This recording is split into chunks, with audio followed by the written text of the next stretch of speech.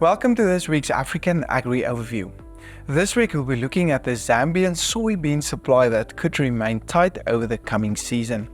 We also take a look at the latest poultry prices, which started to decrease slightly. All in this week's episode, so make sure to stay tuned.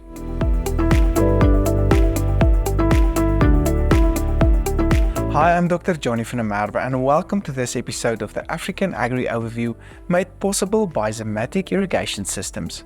Zamatic pivots and lateral move systems combine high-quality components with exclusive structural designs and innovative features for a long-lasting solution you can count on. Also make sure to contact our regular market analyst, Jacques Pinard, for more detailed reports on the African soft commodity markets. But with that said, let's take a look at what happened in the economy over the past week. As usual, let's start by looking at the latest oil price movements, which is usually a good indicator of global economic activity. Brent oil prices have been trading sideways since the beginning of the year and is currently trading around $80 per barrel.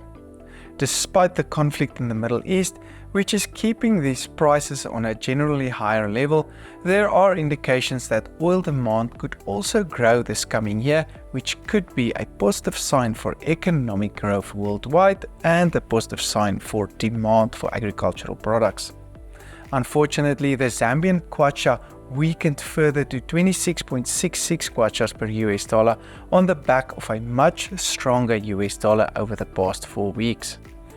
In the Zambian poultry market, we have seen day-old broiler prices decreasing to 13.33 kwachas per head, while day-old layers stayed around 17.67 kwachas.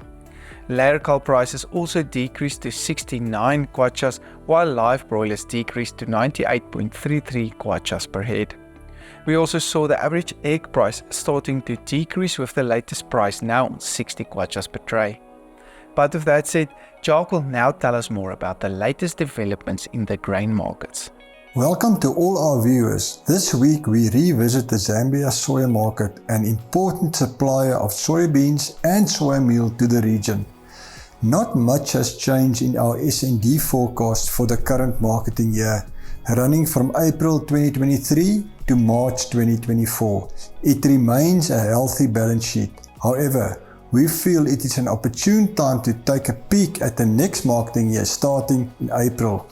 A material factor at play is the significant planting area soybeans lost to maize for the crop to commence harvesting in April.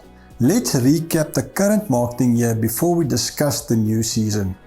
In our previous podcast in November, we did mention the Zambia government announced they will sell their 100,000 ton strategic reserve position held since 2022 through ZAMES, the Zambian Commodity Exchange.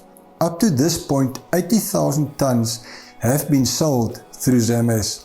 Of the remaining 20,000 tons, some were sold directly to small traders, but the market expects the remainder to be sold through ZAMES in the next few weeks. The record harvest last year, estimated at around 650,000 tons, together with government stock carried from the previous season, will see 750,000 tons of supply for the current marketing year. We guess local crush will be around 550,000 tons, being exports 80,000 tons and ending stocks around 120,000 tons, a healthy balance sheet. Also, we understand soya meal stocks are building due to a lack of exports. Zambian soya meal prices on the decline, but was too expensive for quite some time to stimulate exports. Our contacts feel crushes are covered with soybeans until the end of May. This has seen very little crusher appetite for forward contracting for the new crop to commence harvesting in April. Relatively high farmer price expectations also add to an inactive forward market. New crop size expectations significantly down on last year due to the material loss of planting area to maize. It is too early to call a crop size, but we have heard a few guesstimates around 450,000 tons. Using this number, the next table indicates what the 2024-25 Zambia soybean balance sheet could look like. we have lowered our crush number by 50,000 tons and our export number by 30,000 tons compared to the previous year, and still it leaves ending stocks at a meager 20,000 tons. It is still early days, but seems the 2024-25 year, running from April 2024 to March 2025, could be a tight one from a supply perspective.